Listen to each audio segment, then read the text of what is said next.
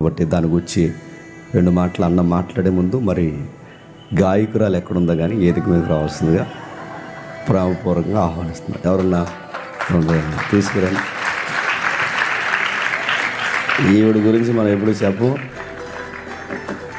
చెప్పకూడదు కూడా, ఎందుకంటే మన కుటుంబాల కోసం మన పిల్లల కోసం చెప్పుకునే వేదిక కాదు దేవుడు మనకిచ్చింది.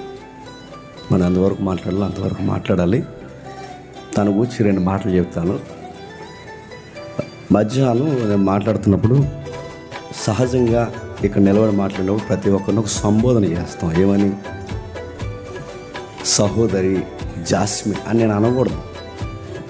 అందుకు నేనేమన్నాను, జాస్మిన్ గారు పాడారు పాట అంటే నాకు మెసేజ్ పెట్టింది ఏమని, జాస్మిన్ గారు ఏంటి అని నువ్వు ఓన్ చేసుకోవ నన్ను అని. వీళ్ళతో గొడవ కాదు మనకి, అంటే ఓ గొడవ అనకపోతే అప్పుడు అనుకున్నాను ఏ సోటా కావాలని నేను చెప్తే నీకు అర్థమవుతుంది, నీకు భూమికి జ్ఞానం ఉన్నాం.